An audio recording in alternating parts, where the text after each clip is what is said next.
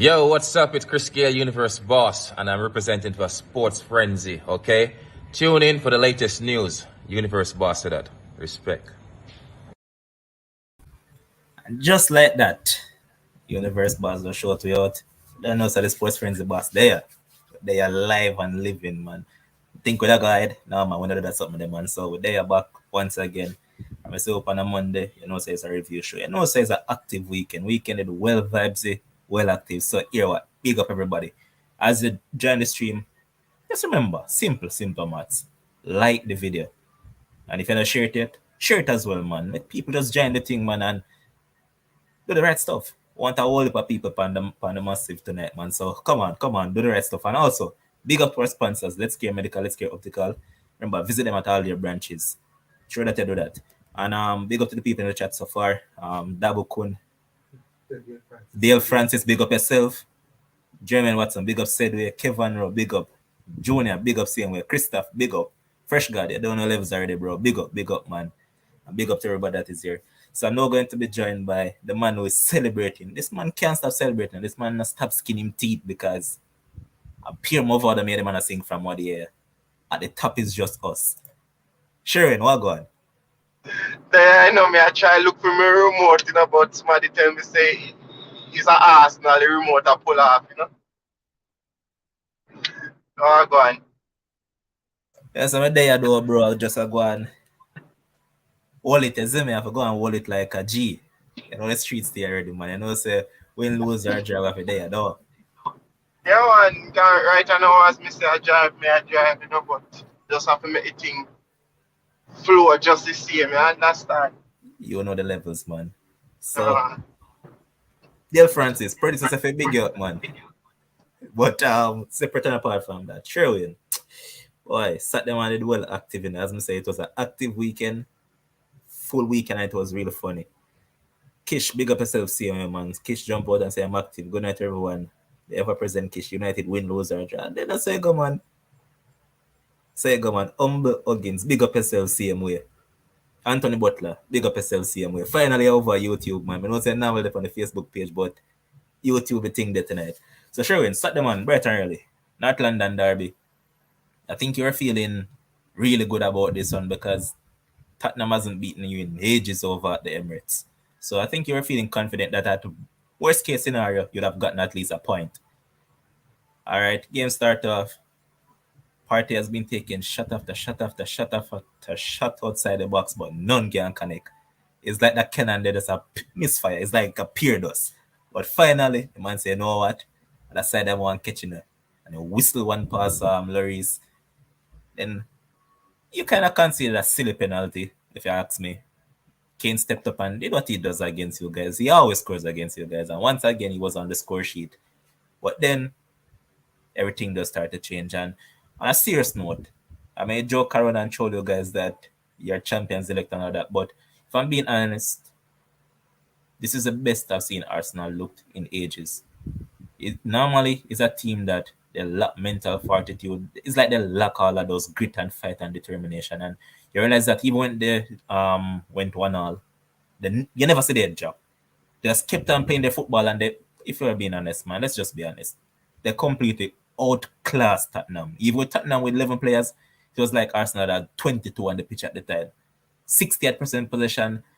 At one point, it was like 16 shots on about 10 on target. So Arsenal was doing quite well, man. And right now, 3-1 victors. And Granit Xhaka, I feel big up the guy, man.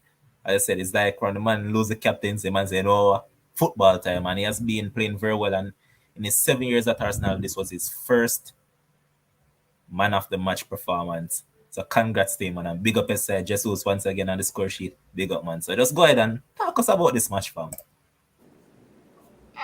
Well, you know, I'll start with the Tottenham goalkeeper, who unfortunately is France goalkeeper as well. I've said it time and time after time. I do not trust that buck. I do not trust him. Too silly, too simple goalkeeping errors caused Arsenal to score the second goal. Simple, right? Captaining, you captain your national team, you captain a so-called big team in England. Come on, you have to do better than that as a goalkeeper, as a top class, world class, so-called world class goalkeeper. You have to do better than that. I think for me, I think Kante was really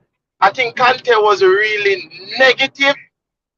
I think Kante was really negative in his approach, and the person that I was watching the game with said this to me that, you know, you can't have teams, you can't come and play teams like Arsenal and a team like Manchester City and sit so deep and expect your defense like not to get breached at some point. And of course the Tottenham defense line is not the greatest. That's why he has them playing so deep. Because if they were really strong, really good, then there wouldn't be any case for him to do that. But it was really negative football from Tottenham, especially with the front three that they got. Even if you take out whatever mix you get up there, they still have a really good front three. But taking nothing away from Arsenal, they played really well. Many persons would say that Granit Xhaka was the man of the match. But for me, William Saliba was man of the match for me. He commanded that back line at the age of 21.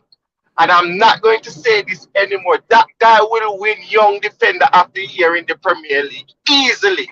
He is class everywhere on the pitch. He is just class. He's calm. His approach is really calm. He reads the game very well. And I still don't believe, however, that the combination of him and Gabriel is the right combination. I still believe that maybe we need a better left-footed centre-back too, because Gabriel is a guy that he just makes this one or two mistakes every game, right? And it costs you a lot of time. It costs us. Sometimes we're fortunate that, you know, we come back in the game like on Saturday, but I still don't believe that. It's either for me, it's either he improves or Arteta has to look into getting another left-footed centre-back. But also, to this day and time, I still don't know what else Ben White has to do to get into England's squad. Not even this time, into the squad. Get a call up. Just to get a call up, that's all. What you have to do again?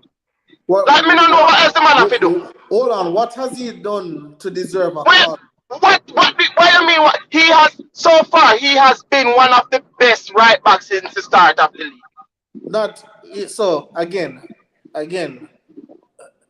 right. Let me ask you a question. You say, why do? What has Harry Maguire done? What has Harry Maguire done to merit a spot in the last set of friendly our Nation Cup game?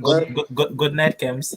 Good night, Ryan. Well, sure. Good night. Listen, but Sherwin, this is what happened, right? So, as Gareth Southgate said, Maguire is someone who plays well for England, and he believes he can win whatever with Harry Maguire. That is just his reasoning. So, if Harry Maguire is going to be in the team, you can't say Ben White should be in there over Harry Maguire, because Maguire going to be there regardless, right? The downfall of some coaches is always the silliness that they come out and believe in, and the silliness that they come out and talk some of the time. Honestly, to God. So I don't really like Southgate, but in fairness, when Raheem Sterling wasn't on form and people say him shouldn't play, Southgate play him, and it pay off to great odds. So again, we can't praise a man when him play somebody who, quote unquote, by the farm book, he shouldn't play. But then now, when him using it for somebody else and it, quote unquote, don't work, we can't now beat him for the same thing. We just have to live with it. It is his decision, his team, and we have to live with it. But where Ben White is concerned, Ben White cannot make that team. Right now, can't make that team over Kyle Walker as a right back, right? So the top of right back. He's not going to make it as a right back, so forget that. Yeah. Like, there's so much persons. We have Reece James, we have Trippier, we have Kyle Walker.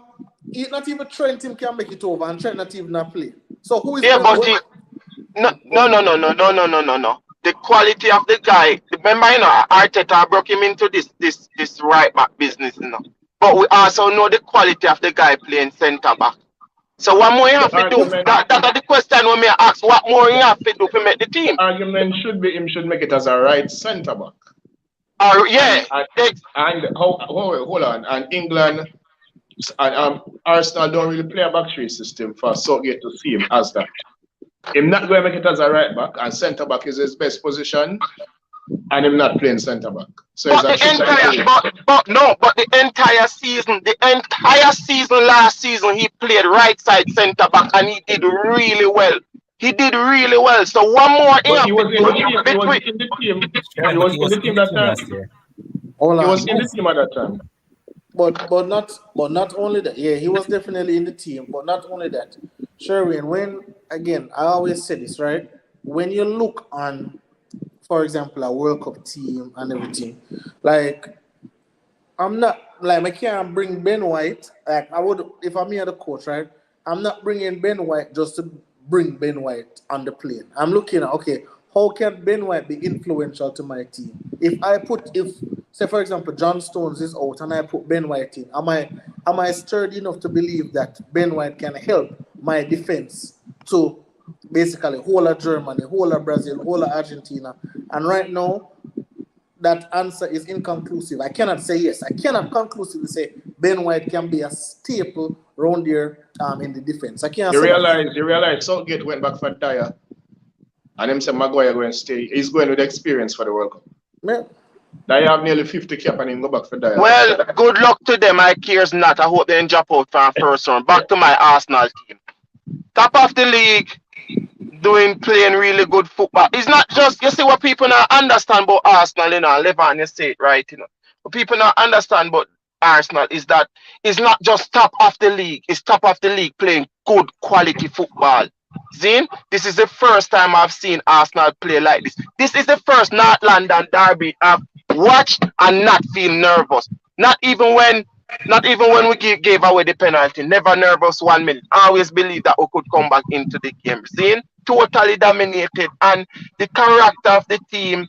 You name out some players like Xhaka and Jesus who have developed the character of the players around them. You get what I mean? So, the team looks really well, and the progress. I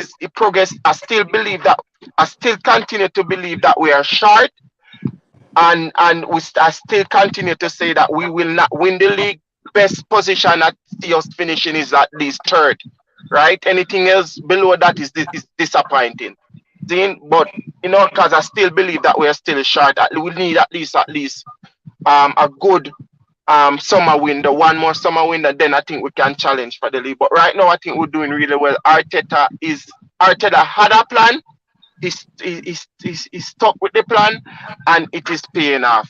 And every backing that the club has given him is paying off as well. And it feels really good for still there on top of the league. And possibly, worst case scenario, possibly 2 points behind City or 3 points behind City going into World Cup. And that's not bad. So let's see. 2 points behind City going into World Cup. So that's not bad. Possibly.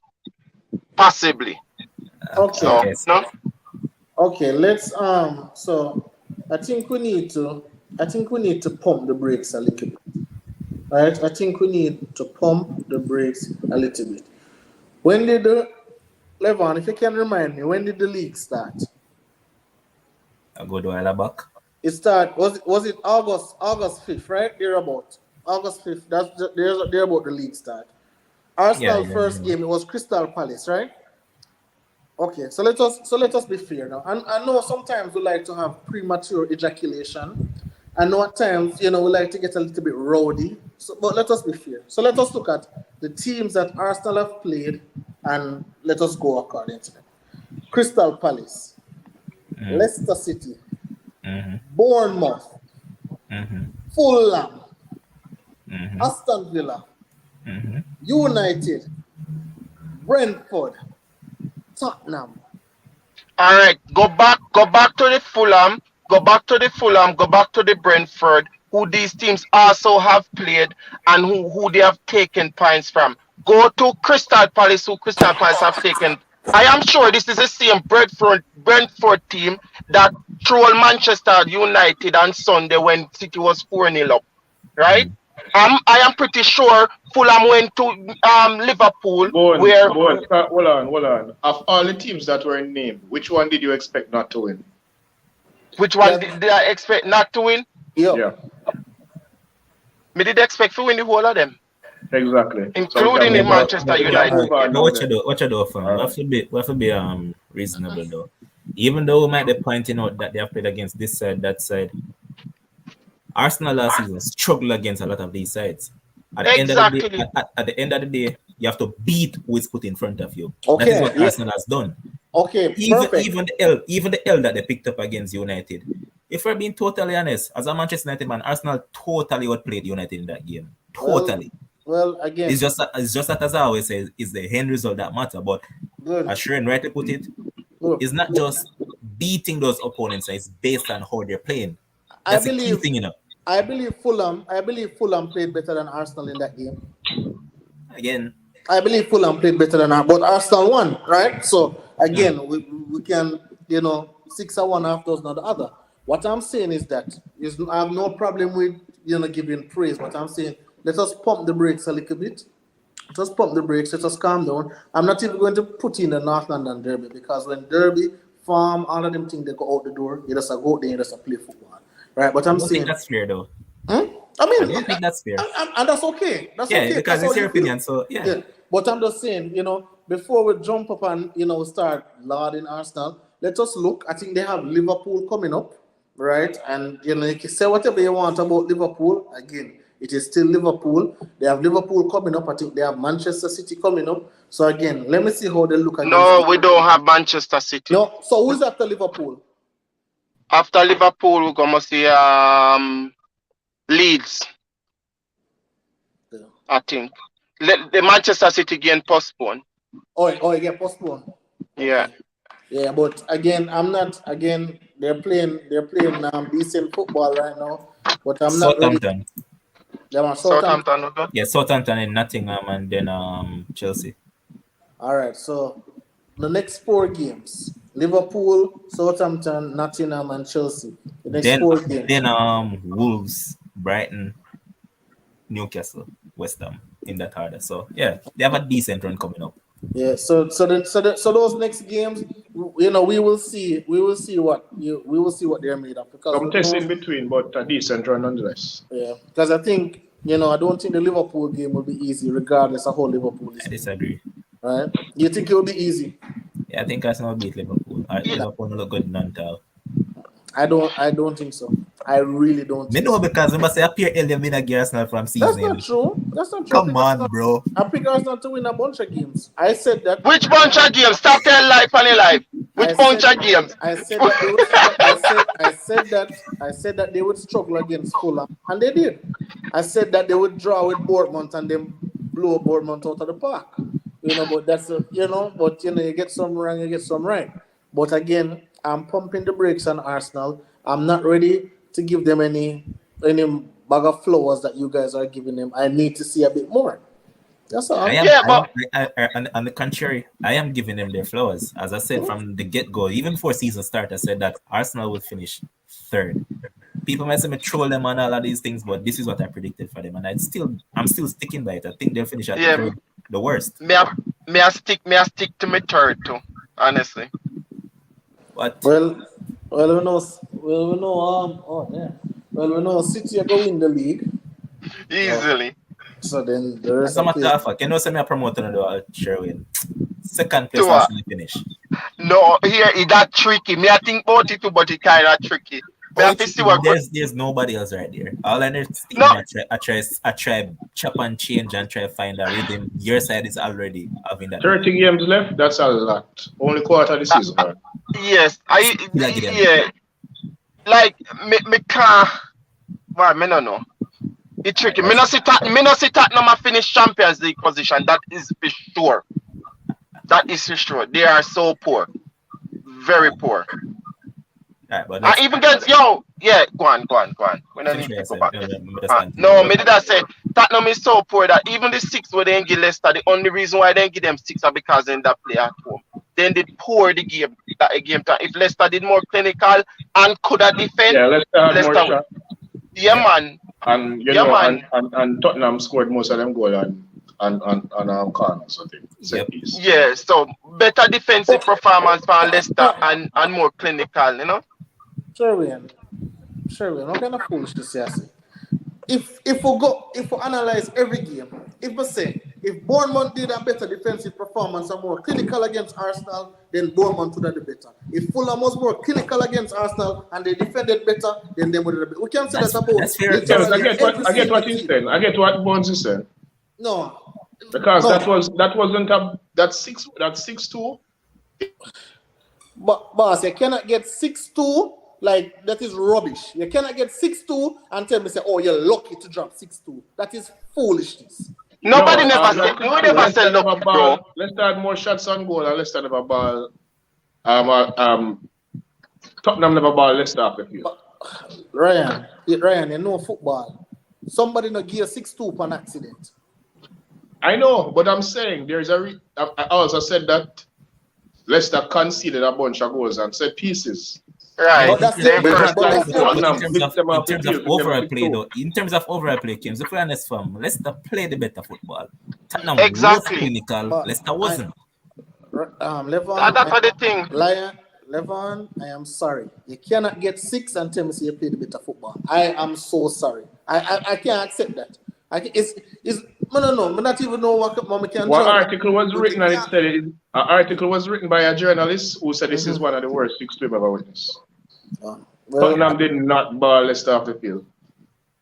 As I'm saying that, Kems, they come back down to my original statement. At the end of the day, it's the end result that matters. It's like West Indies get whitewashed in a series. Yeah, man. West Indies play the better cricket, man. Yeah, man. Yeah, for sure. Again, the result is there. If it was a 1-love, a 2-1, if not 3-1, you can't get 6 goals in the end. You tell me, say, oh, Leicester play the better football. I'm sorry. I can't say. But about this game, right? So again, this go back to my problems that I have with Conte. On a time I say he's a big coach. Again, so I'm going by big coach standards. First of all, I believe you're playing a team like Arsenal. If you're really serious about winning, you have to come out and you have to blitz this team. You have to blitz this team right from the football. If you make the team get comfortable in playing the football, passing around, moving, and these young boys with high adrenaline running up and down, you're in a bunch of trouble. Okay, no problem. 1-1. Coming out at halftime, I don't know what Conte tell them in a halftime. Probably tell them, okay, guys, we can rest now, we can relax now, and just try to draw the game. But they come out at the half, and I believe that this is how I judge the measurement of a coach. Your in-game changes, your halftime team talk, how your team react after halftime. Those are the little things I'm looking at to see the effect of a coach. And I'm looking at the big coach, Conte, and his team come out flat, lackadaisical, losing the 50-50 balls, not going into the challenges, scared to tackle, scared to shoot, scared to take on players. And I'm looking at that. This is a direct reflection of the coach. What did the coach say in the locker room? I don't know. I probably will never know. But what I see those players reflect is that the coach say, well, guys, I think we're just the second best team today. Let us just hurry up and just run off these 45 minutes and go home. They were poor. They were poor in the first half, but second half, they were even poorer. Slow to the ball. And this is a derby. This is not like, you play a team who does way better than you. This is a derby, North London derby, one of the biggest derbies out there. Slow to the ball, very poor, lackadaisical, late. Like, it's just too much. Harry Kane poor, Son poor. The same keeper we talk about, Mr. Clumsy, can't keep a ball, can't catch a ball. All those things I'm looking at and I'm saying, this is a reflection of the coach. So right now, this coach, I've given him some marks, but right now, him lose some marks in my book. He's right now at a C+. I put him at a C+ right now. I don't know if he will go up or go down, but he's at a C+ right now. All right. When you look at Tottenham team, barring the front three, how much of the other players can go into a top 6 team, starting a top 6 team? Maybe none. Look at if you look at Tottenham, bar in the front three, the midfield, them wing back, them defense, them goalie, how much of those players make it into a top 16? All right, Another top 16. Okay, tell me the top 16s. Arsenal, Chelsea, Liverpool, Tottenham. Well, they can't put Tottenham in there if you have a top. Well, no, you asked me the top 16, Tottenham and Man City. But they're talking on the basis of the teams that they can make it into. So give us. Okay, so all right. So all those 5 except Tottenham. Then. Okay. All right. So a player that they're not playing right now could possibly be in all those 5 teams. Bissouma. Oh, right now, Bissouma can be in other team. Then. Yep. But they're not playing. But why is he not playing then? Kante alone can discuss that, just like with Jet Spence. Well, Kante came out and he said that Bissouma was one of the persons who are not getting the tactics as yet. So he doesn't understand the way Tottenham wants to play. Is it a Casemiro to Manu situation? Well, I guess so. Yeah. So I guess so. He's saying Bissouma. I think he had said Bissouma and someone else, but then he said someone else. Huh? Jet Spence. Yes, and him say one person was catching on faster than the other, right? But again, I'm even looking at the same. Remember, you tell me say, why name Dyer? You tell me say Dyer, big centre back. Who tell you that? You. When I say why Dyer? No. Oh yeah, we say better as a centre back than a defender, than a midfielder. Yeah. So again, I'm looking, but I don't want exceptions. I'm saying you have a good team. You don't have a great team. You have a good team, but again. This is the reason why you are a coach. So as a coach, as a big coach, as a superstar coach, as a $1 million coach, you are supposed to make up that deficit. That's your job, as a coach. What may I pay you for? You make up the deficit. So whatever the team is lacking, you're supposed to insert your greatness in there to let you rise to that level. In a derby, I didn't see that. But I bet you say if them play Nottingham Forest next week, I see the big team, I see the cohesion. They need ball Nottingham Forest. Huh? They need ball off Nottingham Forest off of the field.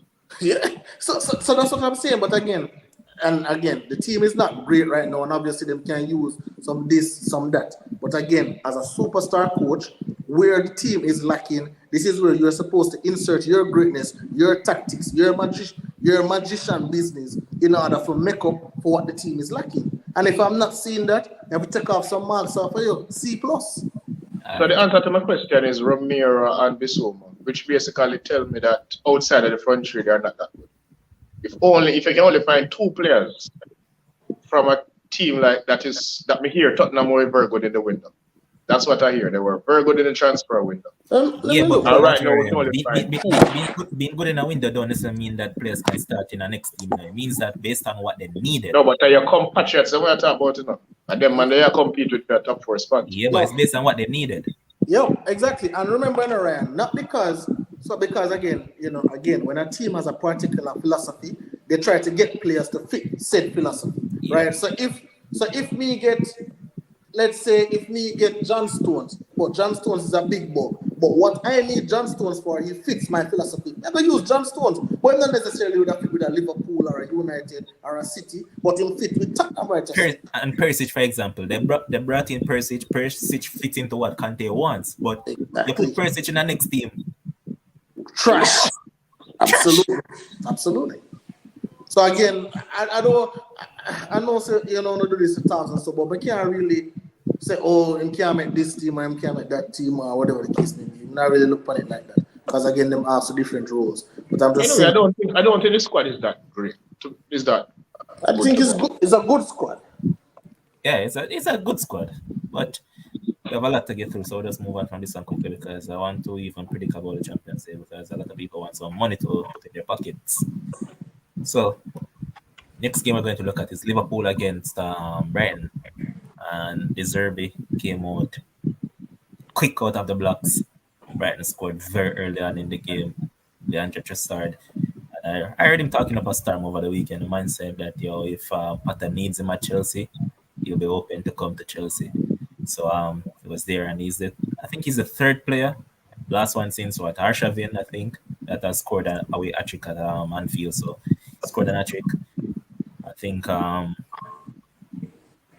Liverpool were pressing them here, but I think Brighton lapsed at some key moments and they got caught out on the counter for the second goal. And even for the first one they conceded, had they been better organized defensively, they would have kept that out. But it's just one of those things. And being at Anfield, you know how the crowd reacts. Totally different things. So 3-3, I think it was a fair result at the end. Both of them played a good game of football, and I totally enjoyed this one. So any of you can take it on. I know before that, once again Van Dijk was hiding from defending after pointing that out. Well, no surprise. I know that man don't defend. Don't tackle. I know he doesn't tackle, but his presence is there. But everybody else do the dirty work and him get the praise. But I hope you guys see my boy Danny Welbeck again. What Danny Welbeck does for Brighton, it won't show up on the stat sheet. You won't see a bunch of assists. You won't see a bunch of goals. But what he does, made some intelligent runs. The runs that he's making. The man that makes some piece of run. Imagine if he didn't have a football brain.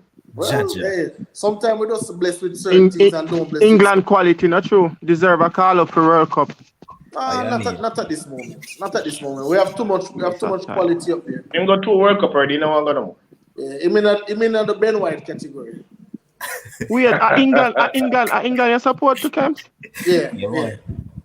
Oh, that's why you did so passionate about Ben White. Now me see who allow no blind like a bat. So, but when I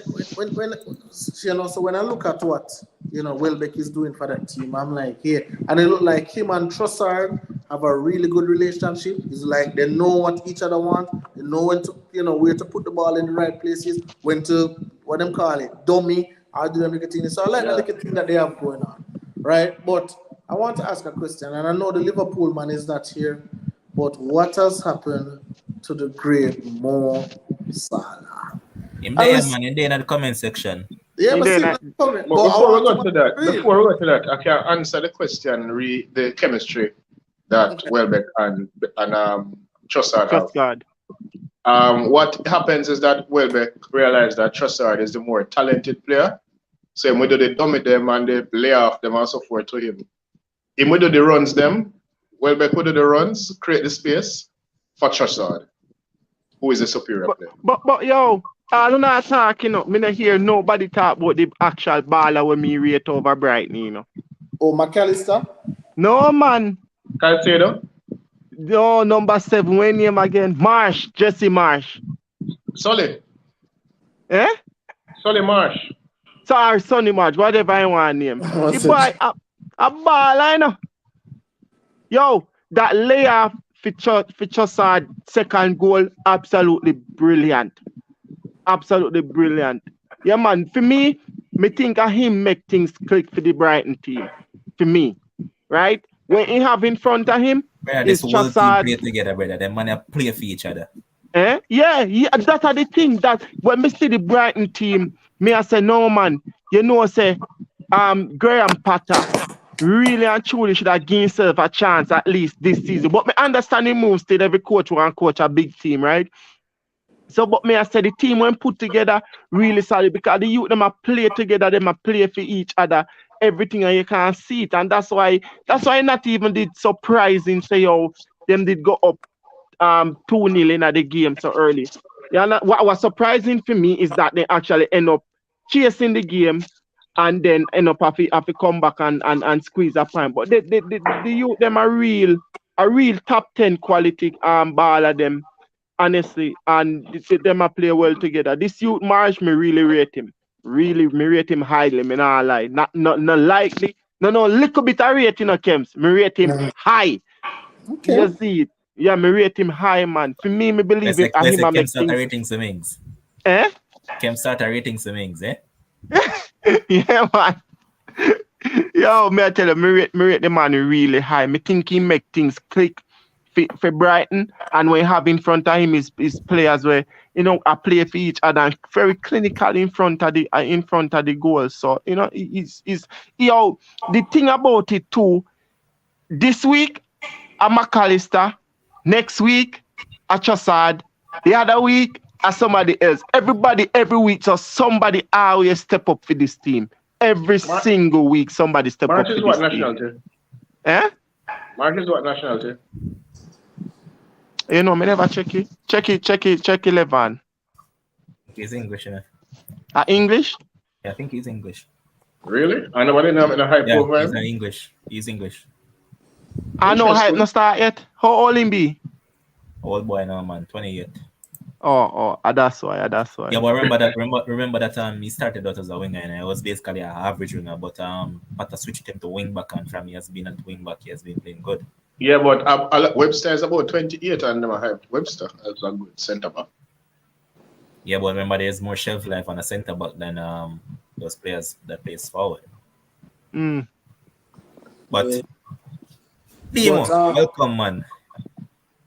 Yeah, man, big up the panel and big up everybody in the comments. I think Kem's wanted to say. Do you want to answer to Kem's question? Me never hear. Me just come on. Right, I was just asking what has happened to Mo Salah? What has happened to that guy? I mean, what has happened? I think he has like 5 goal involvements out of 8 games. He had assists as well in the game. And that's good enough for you? No, it's not good enough, but yes, All what right, has happened. I'm telling you what, he has about 5 or 6 goal involvements through the whole season out of 8 games. All right, so since it seems like you're probably a little bit under the weather, I know it's getting cold over there, so let me rephrase the question. Based on the standard that we're used to by Mo, he's not producing at that standard. He's not playing at that standard. Whether goal involvements, yes or no, seeing him on the field is not the same Salah. The same dominance, the same fear that he drives into defenders, it's not the same Salah. Can you tell me what has happened to that guy? No, that's a different question from what you asked first. He's obviously not the same player that we saw last season.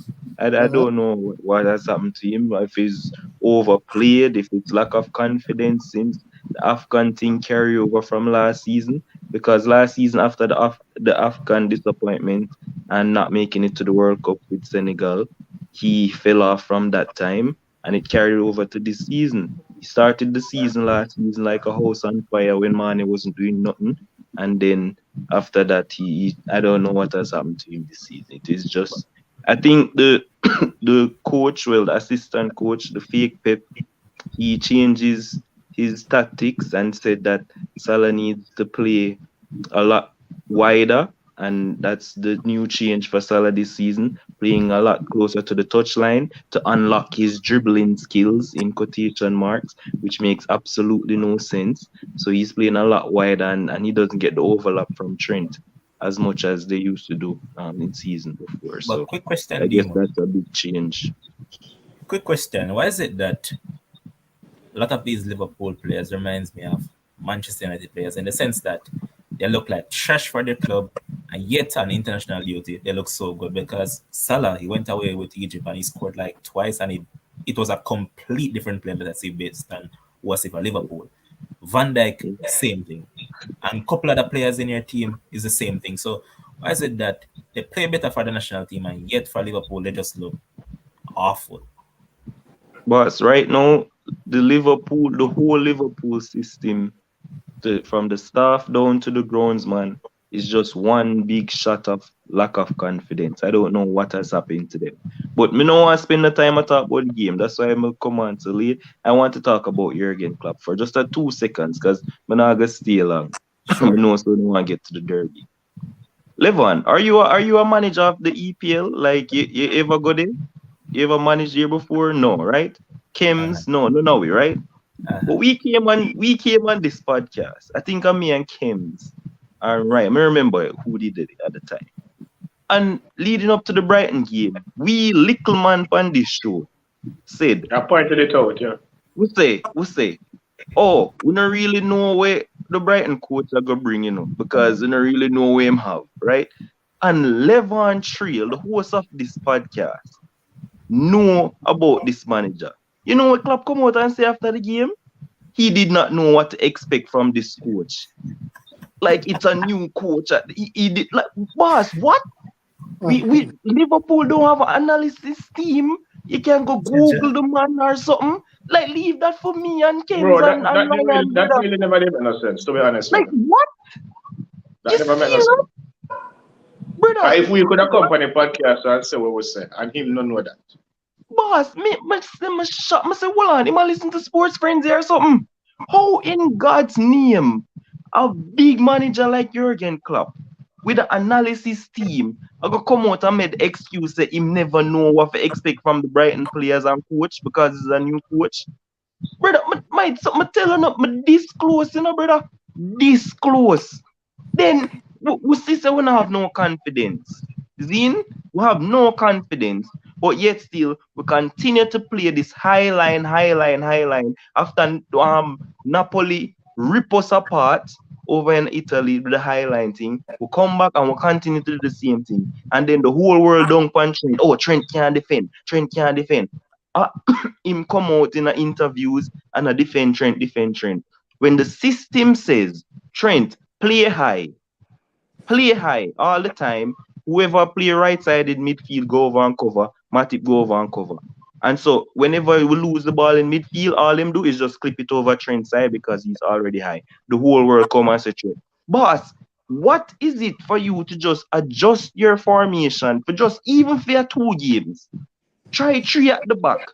Play Konate come back now. Play Matip, Virgil, and Konate together. So that when Trent is left high, then him don't have to worry about who is going to be there at the back and people now go depend on him. So Jurgen Klopp has he ever played that system before? He has never done it. The most Has he ever done it in his career? I don't remember him doing it at Dortmund. I have no idea. So maybe him just can't do it. Him there my club now. Maybe him can't play it. Him need to try something because it's not working. It is not working, boss. Just try and get some confidence back into the team, brother.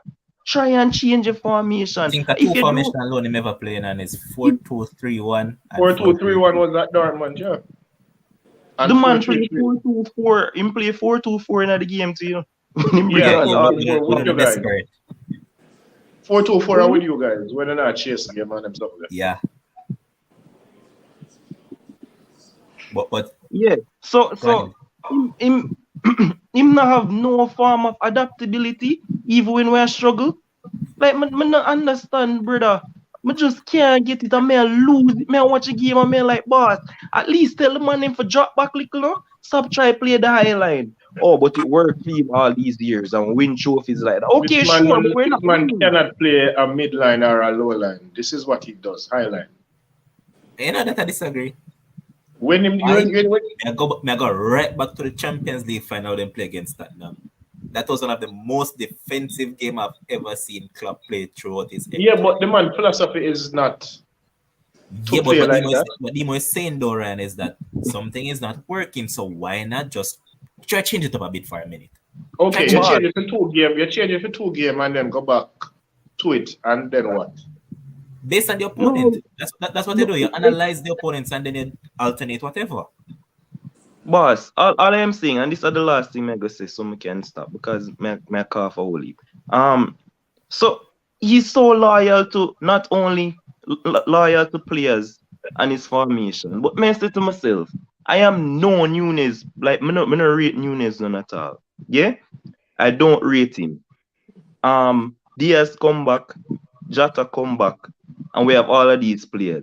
A year ago play Carvalho out on the wing. Boss, the man almost win. I don't know if he was the championship player or whatever when the season, if he win championship player of the year. But how him supposed to feel in himself dominate at that level? And him come and Liverpool and play this bit part, 5 minutes here, 5 minutes there. And then when time him go start, you go start him over the left wing, like him a Mane. That makes sense? Like, with the man, you have Jota come back, you have Diaz come back. Why you gonna do that? That makes sense. But is not right position. Midfield. Secondary striker, attacking mid. The man out a left wing, but the man is so ineffective. Like, club, what the man a losing mind or something? Brother, if you don't want to switch from a 4-3-3, no, if you don't want to drop players and you want to keep Firmino because and you pay so much money for Nunes, but you still want to play Firmino, change the formation and play 4-2-3-1, play Firmino behind on Nunes then. Since you don't want to drop Firmino. I mean, obviously you're not drop him because he's been scoring and stuff. But you pay 80 mil for Nunes, him come on for about 8 minutes. Like what? Him score for international break. Him obviously hype and confidence. Like, what me not understand, brother. Like, me just lose it, boss. And we were very lucky to escape with a point there, because Brighton should have been both 4-0 up. 4-0 up after 35 minutes. And it's not even exaggeration. Like, Alisson is the only person can left this with him head LI. Maybe Firmino too, because he scored 2 goals. But my gosh, if I never for Alisson, the man them flood with it. And jeez, boy, very close now to saying clap out. Very close. I'm not this Rangers game tomorrow. I'm not surprised if them slap with it. That's it. All right, boss. Hopefully you get better soon, man, and take care of yourself. See it? Well, All right, big up, man. I have to ask you something, Kim. I'm not really say ask, but say something to you. Remember when Vinny always a celebrate and all them stuff there? You're always a team. Sports is cyclical. Enjoy it while it lasts, because everything comes to an end. yep, absolutely. And listen, based on Demo's rant, what I'll say is that we can now remove Klopp from the GOAT conversation of coaches. This is what? The best time to celebrate are when you win. Because sports cyclical. Yeah. So celebrate. When you get the moment to celebrate, make sure you celebrate. That's what I was telling my team, to celebrate while it lasts, because tomorrow for me, today for you, I just say go, boss. That's a sports. But I'm just sorry that Brighton couldn't hold out. I really wanted them to pick up the L, but that's one of them things. Let's just keep it rolling. So have we now removed Klopp from the GOAT conversation? Because what the big Liverpool fan is telling me, cannot adapt, stuck in his ways, not willing to try new things, putting players in what GOAT of a German coach? No, overall coaching, people have been in the... No, Klopp shouldn't be in a GOAT conversation. Not even GOAT for Liverpool conversation. Klopp is like maybe the third or between 3 to 5. He's a top 5 Liverpool manager, but he wouldn't be first or second. Oh, okay. Well, again, Ryan, I personally just rate him over Pep. That's it. Oh, you just rate him over Pep. You know, this is I never mentioned him in no good conversation whatsoever. But I say, in terms of both of them, I like him over Pep. Okay, that's fine. That's okay. But he's nowhere near Pep. We can all admit that. You can like him over Pep. That's okay. When we take our biases out of it and so, it's not about bias. Remember what I said? And I said that I like him over Pep because he improves bugs. Like, he take up a whole heap of bug and bring them to a world-class status. The same money that cloth bought what they are, Jordan Henderson. And this same man make Jordan Henderson look like him good, and Jordan Henderson no good. None at all. I wouldn't say Klopp. I wouldn't say that either, no. I wouldn't say that's Klopp. Klopp is the man that really brings when Henderson was at Sunderland, Henderson was like the young upcoming player. Henderson at Sunderland, the same Henderson where Fergie look at. The same Henderson where Fergie look at and say, no, want that because he's how he reach Liverpool then? That a Fergie, you know. Fergie said it, you know. Fergie himself said that he wasn't good enough. Fergie. Yeah, but Fergie takes some bug too. So again, you know, Fergie takes some real bug or whatever the name I'm taking. Wally bug. But Fergie takes some real bug. But all right, so let me quote exactly what I'm saying. What Fergie had said was that based on Henderson's running style, he would have been injury prone. Same thing has happened. No, he wasn't injury prone for up till recently. Even at Sunderland he was. Until recently. The man get old now. Check it. The man lose him legs. The man is 32. Check it. The man run for 5, 6, 7 seasons straight. Yeah, I don't lose him legs. I wouldn't say he's injured. And we can point out one more. Do you think that Gini Wijnaldum is a good footballer? When he was at Newcastle, he would have played number 10 and I remember I scored a bunch of goals and then get relegated. But Klopp took him and changed him into a different player. Yeah, that's what I'm saying. When in the castle, I have a locks and them thing, man. And I play number 10. But I didn't see Wijnaldum improve any significant ways where we can say, well, Klopp did this. No man, he did, man. He did. And you just say Klopp did that? Yeah. He changed him. He was a number 10 and he transformed him into a number 8, basically. Yeah. But let's keep it rolling because we have a lot to get through, and some of them I'm just going to skip through. Newcastle did what was expected. They got Fulham and slapped up Fulham, and who said it? Was it Demo said it that Fulham is one player away from start falling? It seems that the man got more to work because Mitrovic went down injured, even though Chalobah got a stupid red card. And Newcastle did what was expected. They say from a make man like Almiron score, you know, say in for a long day. And Almiron scored twice in this game, and that first goal that he scored, it was a beauty. Can't go around that, man. Outside of the foot from that angle, beauty. So big up to Newcastle. You know, same for next 10 game. The thing with Almiron is that the man don't have no middle. Is it I'm really good? I'm just really bad. Exactly. You're not seeing him again for next 10 game. No, man, but here what? 8 games into the season, right? He has 4 goals so far. Good. Take him out to your fantasy team if you have him tonight. Me? That man can't see my fantasy team. Yeah, man, if him in there, fantasy players, if he's in your team, take him out. Because you're not seeing him again for a while. He soon start a bench, man. Once St. Max come back, I bench him, I'll bench him. But next game we're going to just quickly look at, well, nothing much to talk about. Bournemouth Brentford 0-0, dull, boring ass game, man. Tony one couple bucks as well, man. Man, I go put in a man fantasy team, man. Worst part about him, man, go even take captain from Haaland and put my brother. You know, see my side. They can talk from Don't get first. Don't care how much goal they score. Nasty, but Don't get first. 20. That's Don't get take him care, go camp and not give him a cap him. And broke him confidence. 0-0, nothing there to talk about. Everton got a 2-1 victory over Southampton. And finally, Dwight McNeil scored a goal. And it was a good goal from the angle that it was. And big up to them, man. They've conceded the fewest amount of goals in the league this season. And nobody really expected this. And it's the most unlikely centre-back pairing that has been doing it for them. Connor Cody and James Tarkowski. I remember when they signed Tarkowski, I said that he would have improved because Keane a bug, Allgate a bug, and Godfrey, best position is probably as a right back. So, yeah. I never saw either of them improve in the team, and they have suffered. I thought Tarkowski would have, because Tarkowski has been very good for Burnley. In a piss poor Burnley. Yeah, but Tarkowski playing a deep line.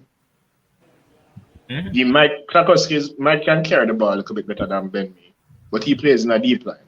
So, and then playing Connor Cody in a back four, I kind of think that was. That's the one of me never see. Yeah. Because all this man career has been playing in the back. Because the man leave Wolves, them running from Wolves for a reason. Yep. They're running from Wolves because them say Bridget can't play a back four, and now you're gonna play the Wolves that take him right now. See them run with your Wolves idiot coach. But anyway, so I've been really, and it goes to show again in sports, getting the right players for your system is key to the success as well. Because I always say time. Yep, because again, I promise you, if Everton and the same forward line, the same midfield, but me and them bugged around there, it wouldn't be the same. Like, and I know Cody scored and so, but again, there are certain attributes that you cannot coach in a defender. And I think Connor Cody have those. And I think Tarkowski have it as well. Like, you just can't coach. No matter how much, like, they must have us bond with, they must have it. I don't think Mina had it. I don't think Holgate have it. And there was another little bug one. I don't even remember female. Huh? Keane. Yeah, that bug. I hear he was the next somebody. The next bug. the one is so terrible, right? So now, right now, and I know there's always going to be a comparison between Lampard and Gerrard. But if I'm looking right now, I'm saying, boy, Everton, like for balance, looking a little bit better to me than Aston Villa. I never saw that coming, to be honest with you. I think Everton will be fighting relegation. Yeah, based on them signings. But as I said already, to give Lampard an next props for something we do, input Iwobi or Iwoful in as a box-to-box midfielder. And that has paid off. Huh? So I never started Carlo. I didn't get that. I'm saying it's Carlo Ancelotti started it, but Lampard just really reaping the rewards now that he is now learning the position more and more. So yeah. Oh, Ancelotti played him in that position? Yeah. But Lampard is the one that is really bearing the fruits of it, man, and probably instilling some confidence in him because, as I said, I think they just need about the model. They just need about the model now to be fit. Yeah. and can score some goal. I talk Calvert-Lewin. Brother, that man stop play football. The man took up a modeling career. Exactly. And you know, to be honest as well, that's another thing why I think like coaches like this need to take up like small teams, right? Take up a team like a Everton, Build like a everything. project.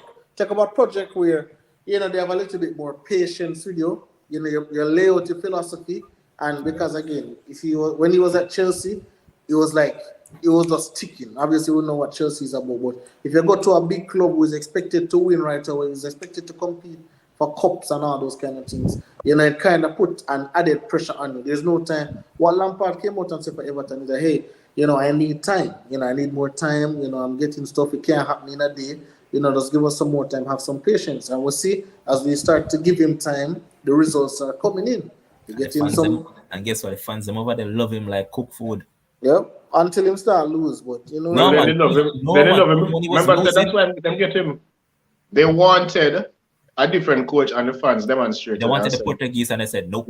The fans demonstrated Yeah. straight up after They Lampard. said that they basically said that if they get that Portuguese coach, they're going to cancel our subscription and cancel our ticket and all them things. That's Yeah. why they got Lampard. Lampard was not first choice.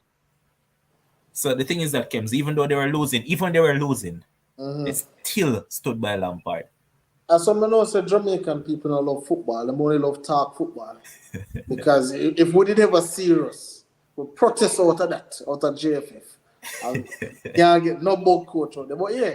But well, you know, Lampard again, you know, last season get some licks, which I think was deserved. And you know, this season he's getting some props so far, which, you know, hopefully he can keep it up, you know, and lose him Richarlison. And, you know, get in. And I think, you know, what is really and truly underrated, and I think Demo highlighted it on Friday, the midfield what them have. Boy, that dude named Onana, that man run. That man run from. He's probably still Why running it's right now. important to have young legs in your midfield. The thing is that I remember when before I signed for them, remember say West Ham was the one who wanted him, and I tell you, say, yeah, this dude is a big player. And look at him. One thing This one, Belgian? Yeah. One thing I have to give Lampard props to, and this is the hallmark of a good coach. What he has gone out and done is fix the spine of the team. His defense and his midfield. You see, from the start out them position there, you know, say in good step because they start to concede less, in which that's the case with them. So now what Lampard will be focusing on is probably getting a striker, you know, who can score the goals because Mape is not really that player, but you know, he has some players along the journey. He's one of those players. So I like what he has done. Yep. But Absolutely. let's keep it rolling. Next game we're going to look at is Chelsea against Palace. No case, you know, he didn't miss any apology. There's no apology. Like, you want to apologize now and then, you know, we'll cuss him again 6 weeks later. No. At the end of the season, then you'll get an apology. Once Everton stay up, of course, all of us need to apologize. Say, yes, we were wrong about them. I don't know about apologizing, but we can talk about it for sure. All right, Chelsea 2-1 over Palace. Abba scored first. That was a good goal. First time shot, quality. Well, not Crystal Palace, I should say, scored first. Palace scored first, and then Chelsea answered back through Abba. Sterling had some chances, and as always, Sterling misses a lot of chances. But Gallagher, man, Crystal Palace must feel hurt, man. The same thing that he did last year. I don't remember who they played, and he scored from basically the same position. Yeah, it was a similar type goal, and here was once again, man, with a peach. And immediately after the game, Potter came out and said that he loves this guy. He loves this midfield, and I think he's one that we have to look forward to developing more and more than Potter, because Potter loves a player that can play box to box, and that is what Gallagher is going to give them as a number 8. So, yeah, Ryan, you can go ahead and talk about your side. Well, when the season began and people were cussing Gallagher, I pointed out that Gallagher is playing out of position. The man is not a grafter. He can tackle. His last season, I realized that Gallagher can tackle and support, because I knew him as a number 10. Coming up, I knew him as a creative midfielder. And when England went to that same under 17 World Cup, he was a part of the team. He played in a higher position. When he plays for England under 21, he plays higher up, maybe in a front three or a number 10 role. So when he was playing I remember last season also he said that he wanted to learn to be a central midfielder because he wanted to learn the defensive side of the game and then to polish and the great Patrick Vieira teach him the position. And he scored 8 goals for this season and get a bunch of assists as well. So, but then he came back to Chelsea and somehow Tuchel had this brilliant idea to have him running up and down and tackling people and getting red card and those kind of things. Which I know that is not that type of player. He can put in a tackle, yes, or whatever, but not his That's number 6. Number he's more of a number 8 who will create chances. Yeah. So Potter played him in his right position and got the just reward for it. In terms of the game itself, if it had drawn 1-1, I wouldn't say that. Stick up in. What if you forget this? Thiago Silva should have seen a red card. There's no way. That's not a red card. That's not a red card. Why is it not a red card? All right. Distance for me.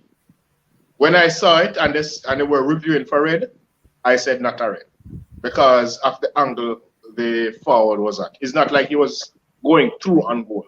He had an angle to come off, to be through on goal, and then by that time you'd have a defender covering.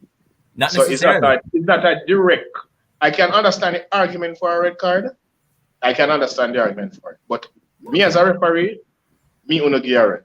All right. But I understand the argument for it. Crystal Palace did that. Would you want to see a red card?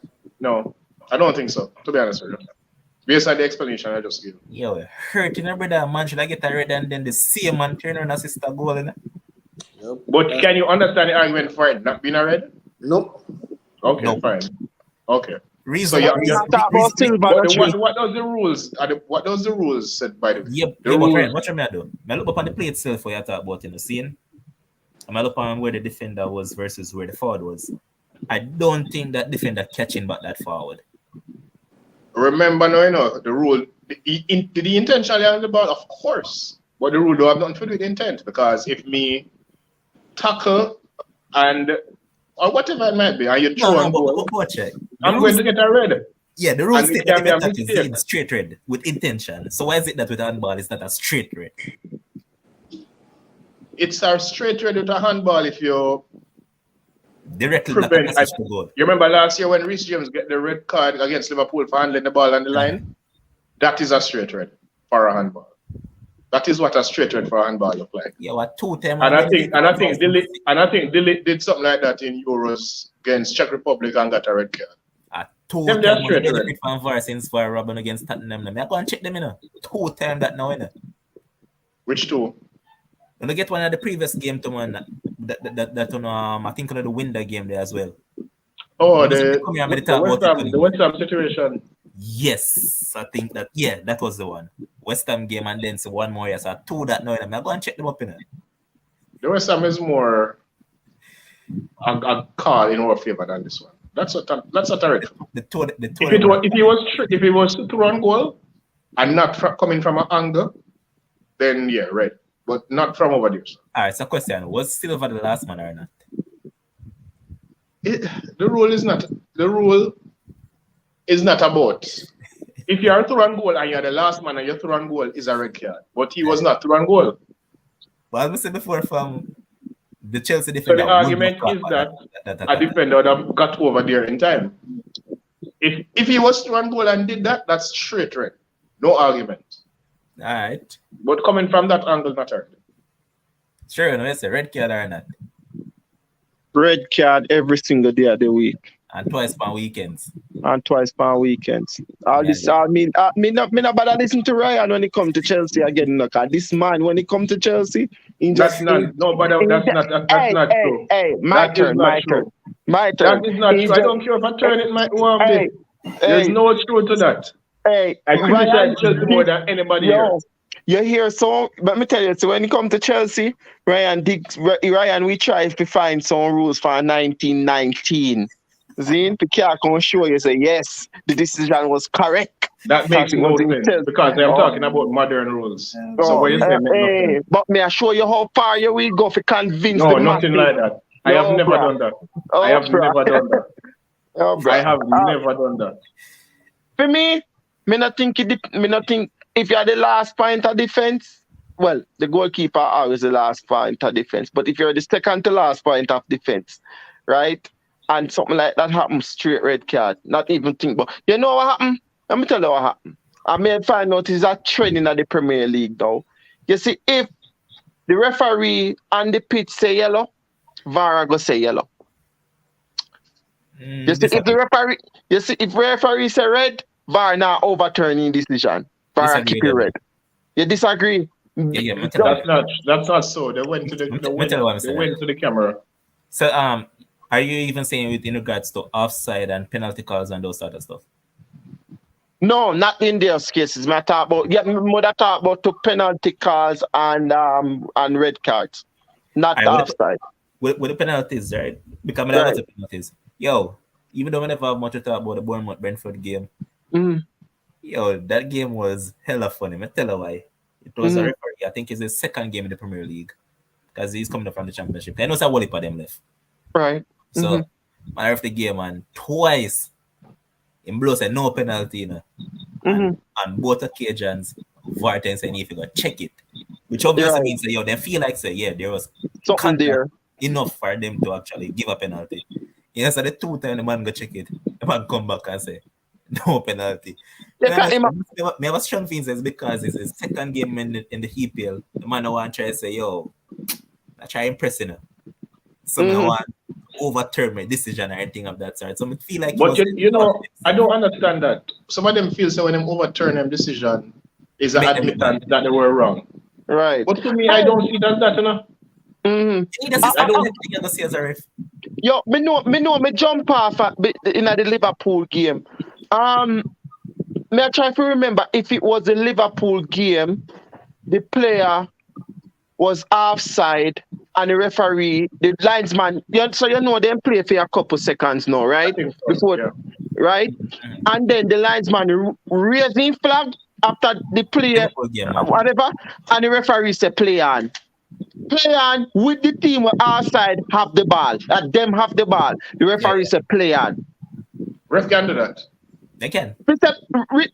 Yes. So because the ref at the final say no. The ref can do that. The linesman will up. If the ref think it's not outside, the ref can say continue. And then VAR, it don't go to VAR straight away. Yeah. Remember that every goal that scores, got to VAR. But how can you say play? No, listen. It's not a situation where he was trying to overrule the linesman. The situation was he acknowledged the linesman. They continued to play. The linesman put up in flag, say, all right, no, it's too much now. It's dead now. Offside. The referee said, no, play on. No, but he wouldn't do any of the showing. He wouldn't acknowledge the linesman. No, he acknowledged him. The Liverpool game, I tell you, Liverpool acknowledge game. Him how? How did he acknowledge him? He wouldn't if he acknowledged Sherwin. If he acknowledged him, he would have stopped the play there and then. What you call acknowledge?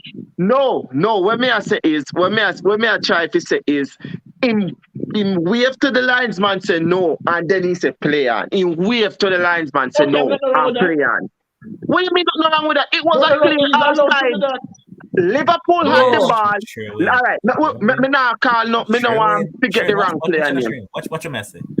Even though the ref did that, it doesn't matter. Why? It is always going to go back to VAR. So VAR is going to say it was offside. And even before VAR, refs have done that before. Yeah. They have done that and he was wrong because this was a clear offside. This wasn't a marginal offside. It was clear. Yeah, I mean, I say I'm never wrong. I just say I'm allowed to do it. Ref of the final say. Whether you agree with it or not, the ref of the final say that is the rule. It no matter what you say. Me for me see that referee them know say a madman because not even in two black when have a never match. Man have a one wash out black shots and then one. That's pretty different. But Ryan, I think we say Robbie down this say Ryan, are you ready to admit that Romero is a bug defender and Tottenham overpaid for him? No, I don't think he's a bug. No. Romero. Best defender in Syria last season and all of that. How is he a bug? Boy. Anyways, move on. West Ham got their campaign back on track with that 2-1 victory over Wolves. And I think Ryan was saying it to the other guys the other night when they were predicting who's to win that. Don't count out West Ham. Wolves was the foregone conclusion. And the scammer was on the score sheet, as I call him. Scamaka scored his first goal in the EPL. It was a quality goal as well. He started the play. I think it was who? I don't want to say the wrong play. I don't remember who took the shot, but Walking and back and he caught it on the half volley and he scored a brilliant goal. And then there was Jared Bowen with another quality goal, his first goal of the season. And I think he feels really relieved, man, because he really was playing awful and this might take some weight off his shoulder. And finally, this is the turn of the season. And hopefully, this will be the stepping stone for West Ham to get their campaign back on track. So, yeah, good win for them. And this resulted in Bruno Lage being sacked by Wolves because they invested over 100 million into the squad and they've been playing some terrible football. So, good win for them. Let's go to this game. So, Leeds against Villa. Hold on, I just want to answer to something that I say. Cadlan wrote. He said something about the rule book. It's a he, it's a she. Cadlan is a girl. Or she, yeah, whatever the gender might be. Said something about the rule, yeah. An obvious, and in my explanation I said it wasn't an obvious goal scoring. So I don't understand what rule book I must read when I pointed out that. Mm-hmm. You know, wait. Me think I did me. In a some, while me disagree, say him should have did, while me agree saying should have did get red card, you did freeze a while ago, right? So anything you did So I was saying that I was saying that I already explained it was not a obvious goal scoring opportunity based on the angle. Mm-hmm. So But you know, me tend to agree with you. Cause me go back to something me tell one of my players the other day. Him get one of my players the other day get a red card. Last point of defense. Me tell him nothing never wrong with it because he stop a goal scoring opportunity and we go on to win the game even though we did down 10 men, right? Yeah, so right on top of the box. So he might chase the youth from half line, Zine. And me said to him, say, if you kick down the youth from half line, you get a yellow card. Can you the wheel, sir? Yeah. But you wait until you reach almost right on top of your 18-yard box. Then you foul the man. You're going to get a red card. Easily. It's a clear and obvious goal scoring opportunity at that point in time. Right. Yeah, so that's even though he's running a straight line, if you foul him from higher up, the chances of you getting away from a red card is higher. Yes, true. And looking back at it now, because we just go watch about the play itself. That's a red, and I could see with the red. If you had gotten a red, I won't argue about it. Looking at it now, and you got a yellow, I say, okay, fair. Okay. Because then I would have to cut across to actually get a direct run at the goal itself, and then possibility exists because we're all talking about probabilities and possibilities. Possibility exists that a defender would have come across and covered that run as well. So, yeah, I think the yellow was fair at the end of the day. But Leeds against Sevilla, boring 0-0 draw. And just imagine, say the right thing. His side was down to 10 and yet still they played attacking football. Aston Villa was terrible, they were awful. They played terrible football. Because even when Leeds down to 10 man, they still have that capacity that they wanted to win the game. They still got a few chances could have but master the two team cross in front of goal. Lord Jesus. Hold on. Kedlan, I don't think you're actually analyzing both situations well. She's saying that it is stop justified motions. So all Tottenham player got rid of the Arsenal game. Well, but look back at Emerson. Emerson could have gotten a red card for multiple reasons. One, the tackle side. If you look back at that, it basically the man ankling stepping. Right. That's and the studs were showing. And immediately, you know, if your studs start show that there's but that's a total different offense than what Silva did. Exactly. Yeah. Because when me tell people say about the Arsenal red card, because at first when me see it, me say no sir, yellow card, whatever, and just clip him on his foot. And then me see it again, and me say no, a red card. Because when me tell people say once a studs touch a player above his ankle, Miss Fanny ankle go up, it'll go be a red card every day.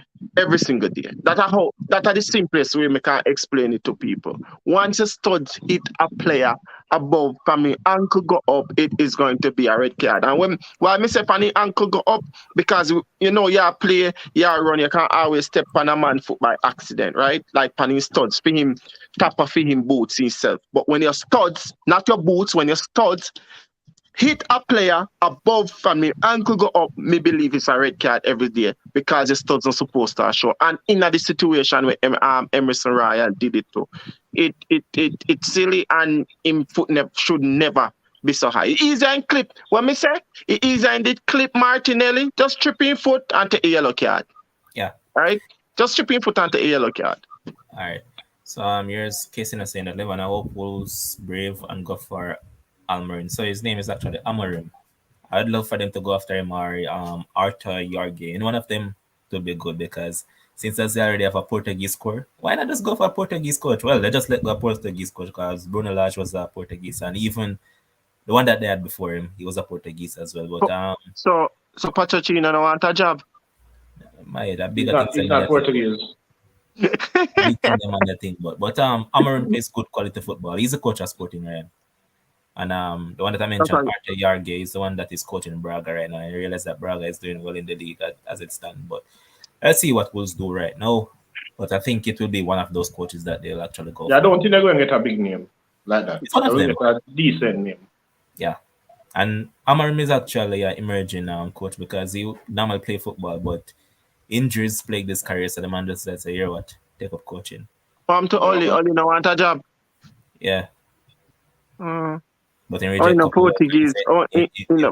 The man is a Norwegian, so he can't get Wolves job. In a Portuguese. I try to look for who. But you really think who's 8 games into a season I go try to pay out a next club to get a manager? Why not? They have money. We can't see that happen. From a different league, I don't think it will cost that much money. They have money. They have money. That's simple something to them. Me know say they have. Me know say Wolves have money because when name didn't make good money for them, they then second to last manager. When name they got Tottenham man, no. Why they not get back Nuno? They might. No, brother. I know about Nuno. Yeah, him didn't make decent money for them. Remember that the fans had become fed up with him now because of his style. Boring style of play. But this is what anybody finds.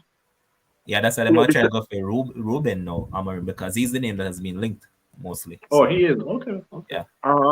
We'll see if then we pay them. Well, but it also depends upon it. Well, true. The manager probably not get no big bulk of money. Yeah, but the only reason why that man now go walk is because he might lead the Champions League group, and then right now and Sporting are going good.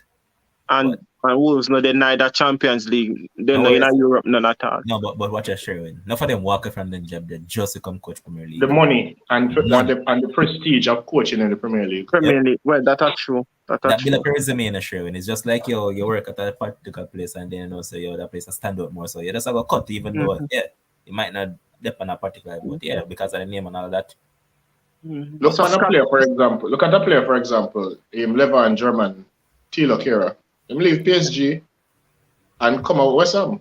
And the man said, guess what? He always wanted to play in the Premier League. You just don't have those things for him.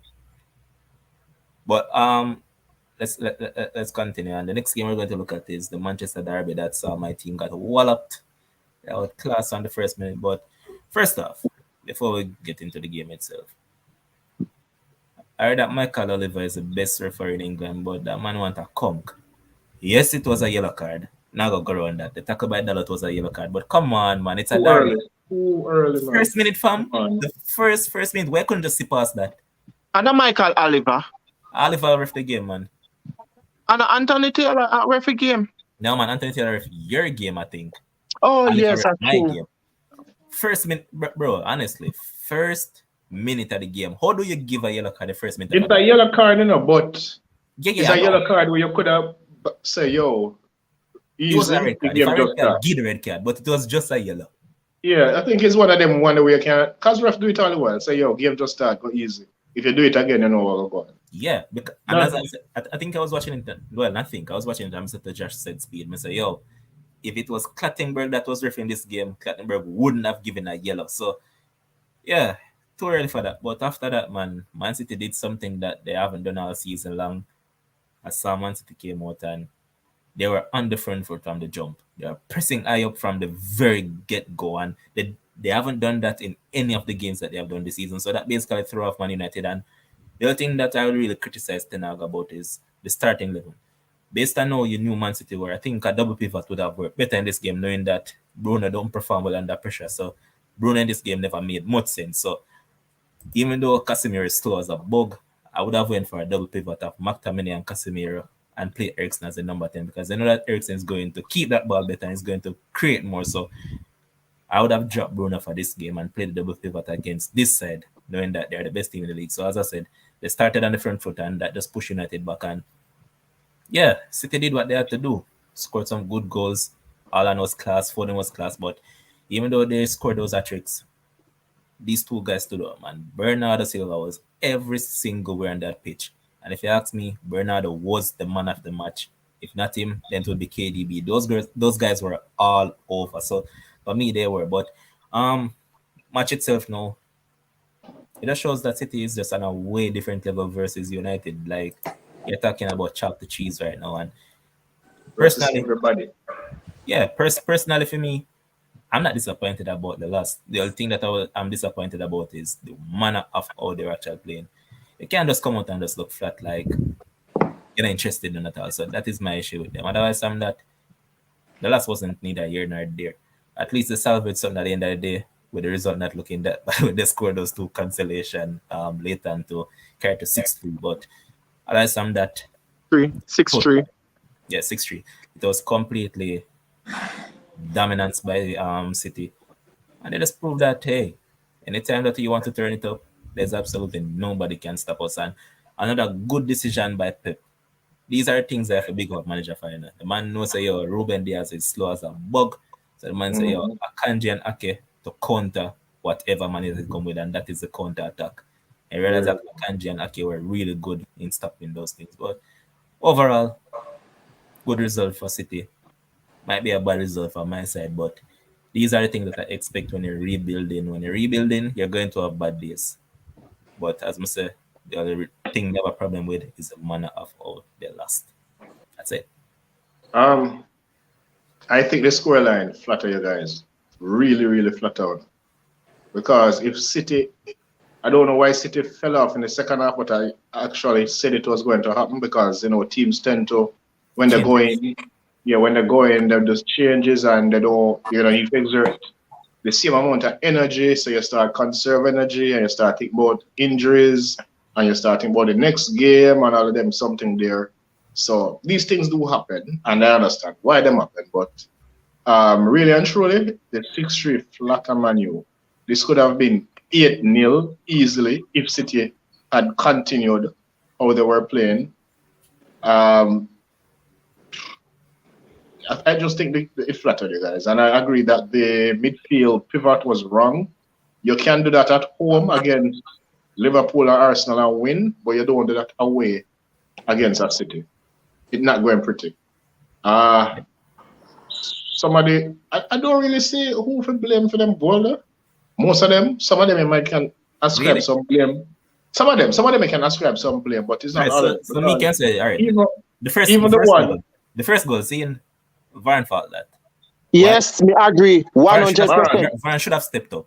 Right, exactly. And even the whole defense itself, because bro, there's no way you have Foden run from way in the middle of the pitch and just allow the man free space. It's like it was just Foden alone.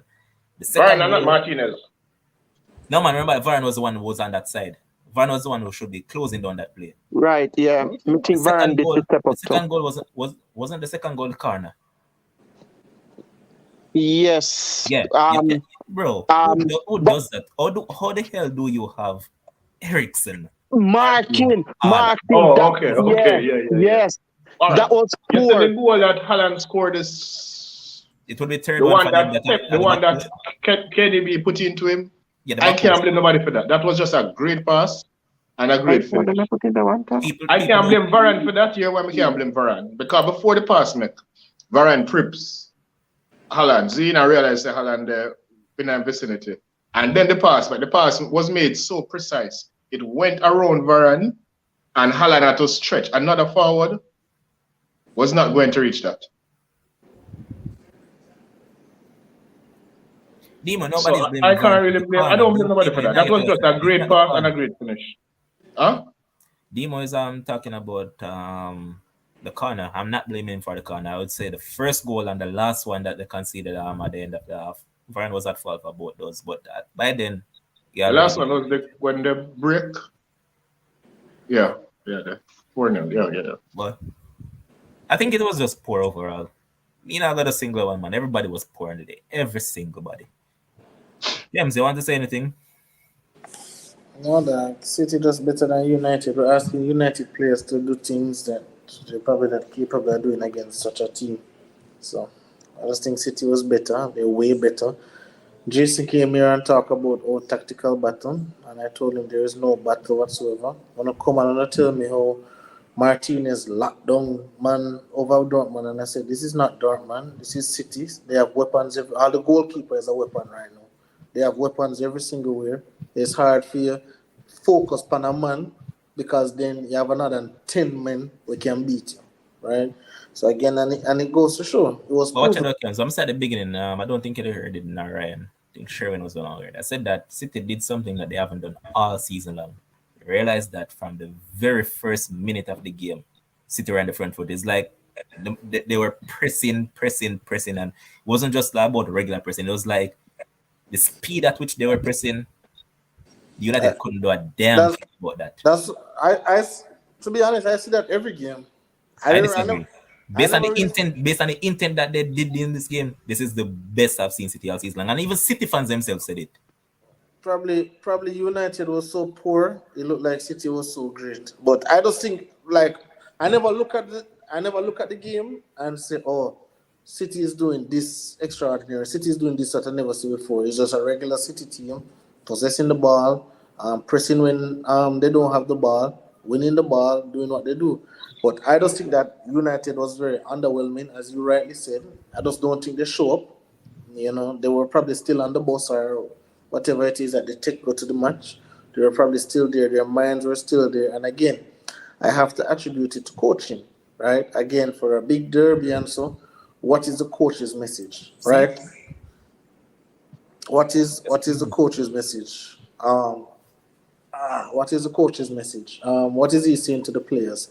Because again, and then in the second half, then I saw a change. I saw a change in demeanor. I saw a change in attack. I see them fighting for the 50-50 balls. I see they're acting like they want to play, but they were already 5-0 down or so.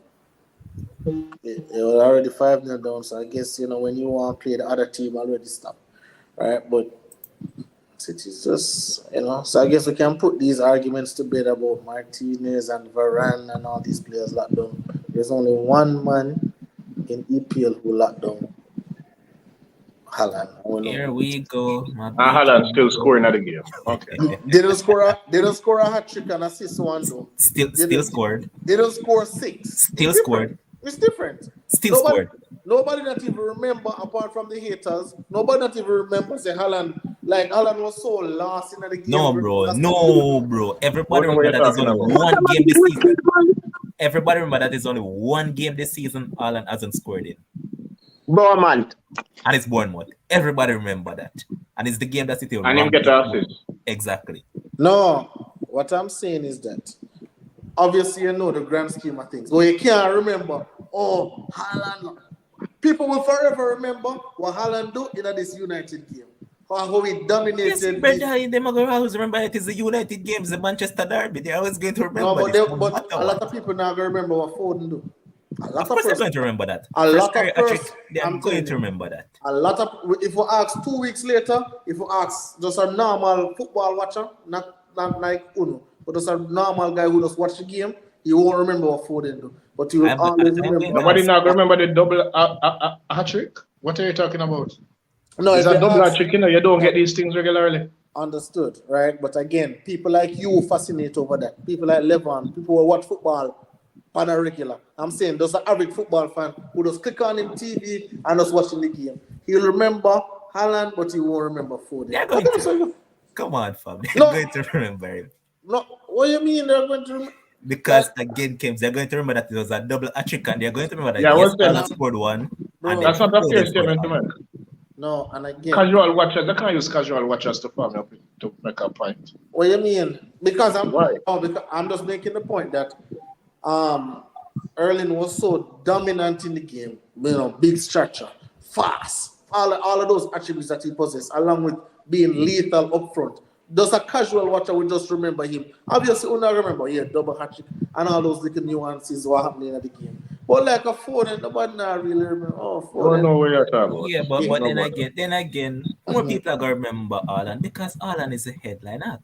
Of course, Yeah, you're but going to remember more. And I'm okay, great, and I'm glad that you said that. But again, versus Aston Villa when Mings lock him down, a lot of people that even remember say Haaland. A casual watcher now remember saying No, bro. Stop dating, man. Everybody remember that goal there. Which goal? I long to my granny I remember say Haaland scored at the game there. The pass and the goal, everybody remember that. Of course. Yo, again, I'm yet, and I say It was a quality penalty for real. And I say, oh God, pick 6. And I say, listen. I'm sorry. And I say, listen, why reinvent the wheel? And I said this to you guys, run me away, idiot Martinez, do this. And I said, why reinvent the wheel? Just look on the Aston Villa clip, look exactly what Tyrone Mings do, top 6 defender in the Premier League. Man, every week we're going to do this. Can we just not do this one week? So hold on. You want to stop come on the show and talk? Come and understand. Well, you can't talk about something else now. Boss, you can't tell me what to talk Yeah, we can't tell you because every week me tired of hearing the same thing. I don't like it that makes sense. Boss, again. I don't like it that makes sense. Again, when you talk your foolishness, me not say no. No, but me not continuously get up and talk the same foolishness. But I'm talking facts. What right, okay. The same journalist where you talk about say, oh, this journalist write about, oh, this is one of the worst 6 I've ever seen. And same so the journalist was talking about how great Tyrone Mings' performance was. So if you're gonna use journalists as your quote unquote, no, but you wasn't using a journalist. Oh, you reach a journalist now. You never use a journalist. Well, I'm never use it right now. Oh, you reach this now. Well, all I'm saying is that for a man who score so much goals already in the Premier League and people bet 100,000, say if I will score 40, I must preface my comments every single time by saying he is the only defender. He is the only defender in the Premier League who locked down Haaland. When I say lock him down, him get one incidency chance and that alone him score. But for the majority of the game, he was on lock and key. He was in so Bournemouth defender them lock him down. Huh? So Bournemouth defender when Haaland touched the ball 9 times, everybody laugh at him. Bournemouth defender never lock him down. That was not. And they never score. And they never score from Bournemouth. So you know what you're talking about. Listen. Haaland not scoring against Bournemouth or not. The man touched the ball 9 times in a Bournemouth game. But him not being efficient was more about him and City than Bournemouth, and we already know that. Haaland being inefficient against Aston Villa was definitely related to Tyrone Mings. Steven Gerrard said it, Paul Scholes said it, Gary Neville said it, all those people want to look up to on TV, all of them say it. Every single one of them say it, and I'm saying, how can a man lock him down? How can a man will lock down one of the quote-unquote greatest forwards of our era cannot make the team to the World Cup? Because that is a travesty. That is a travesty. So I'm locked down the best. All right, so we are gonna put them. So which Bournemouth? What is centre back them for Bournemouth name? I don't even remember them. Exactly. Let us say one of them are English. We'll put one of them in England team. Light Kelly, the captain. What? Who? Light Kelly. Nobody even know all that. Boss, so we must put Light Kelly in the England squad too. Because he's not down Haaland. Boss, what I'm saying is that, like what your reason saying, you know the football, brother. What I'm saying is because they said the man. All right. So let me show you. This was Haaland, and this is Bournemouth defender. Them just run us just a chill and nod them. I just sit here just now give them on the ball. This was Haaland. This was Mings. like white pan rice. Every single time Haaland get the ball. So a City just decided to then not give him the ball. Him did a free. Him did a free as a bird against Bournemouth.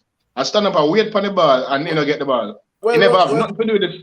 He never have nothing to do with the centre backs. No, I don't know. It didn't because again. Oh, so the centre backs just say, "Yeah, Haaland, stay free, man." Again, what did Pep Guardiola come out and I'm going to give you two references. What did Pep Guardiola come out and say about the Bournemouth game? And I am paraphrasing. He basically said, "Hey, we must find a better job of putting our forward in positions. It had nothing to do with the other team. It was just us, and we have to do a better job." One. What did the same GOAT Pep Guardiola say?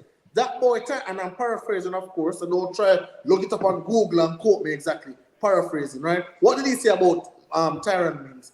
That defender was so physical, so tough, so rough, so good against Haaland. I've never seen a defender play that man like that ever. What you want me to do? If Pep Guardiola said, what you want me to do? And that same defender, we make more pay on him and the score for him.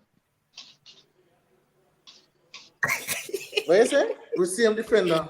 Listen, again, sometimes you play down to your competition. But sometimes you play down to your competition. We see it every time. Bro, chill. No, listen. Honestly, still though, man. At the end of the day, yeah, we got walloped. It is what it is. As I said, it's a rebuilding phase. It's basically trying to reinvent some bugs. These men are not good. So they're gonna try instill confidence in some of them. And I saw some report earlier today that said that he has told the board directly not to dish out no contract whatsoever to no players. So every player at the club needs to play for a contract instead of what they normally do before. Yeah, but give them contract just so. Who said that? I'll chip out a second. Who said that? Ten Hag. Yeah, but before Ten Hag take over, them don't sign Bruno to extension. Them don't sign. Yeah, but that's what he's saying now, that it shouldn't happen. Yeah, but until when? Until they prove that they want to play for the club, that they exemplify that they are stand-up players. So, all right, Kems, the reason why behind that is that DDG contract up next year, Rashford contract up next year, Shaw contract up next year, and I think around 3 to 4 more other players contract up next year as well. Ten Hag, like you know. Oh, and Phil Jones contract up next year. No, man, Phil Jones a lifetime contract, brother. That will be lucky says Chris Smalling this smell rat and cut long time. A lifetime contract Chris Smalling that get to. But Dale Francis, you see why you don't know if you pick a blasted team in a fantasy. That's why they're all the way down at the base. Veltman is better than Mings. By far. Whether you know, Ryan, stop it, dog. Like, man, make people believe it, dog. Like, stop it. Veltman is better than Mings. Of course. But, no, he's not. That's straight face. No, yeah, you can say it. You're straight to the face all you want. All right, so you want to tell about it. Look on Brighton. Brighton, they're way up there, so Aston Villa way down yourself. What does that have to do with anything? With the top 6 defender.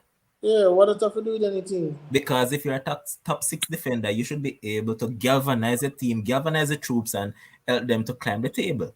Well, Mings can score a goal too. Of course he can. Cody is proving it at Everton. He's scoring goals. Man scored 1 goal, brother. No, not man. Cody has scored twice this season for Everton. Well, guess what? Mings' job, what Gerrard wants him to do, is to lock up the back line. And that is exactly and score from corners. No, lock up the back line. Lock up the back line. That's what he did. Last year, remember last year when the man run and make them big diagonal. Show me the clean sheet. Them show me the good games that Mings have where you have cut him safety blanket side of him. Who is his safety blanket? Kansa. No, Kansa. If they safety blanket on the side of Mings, him have a poor game.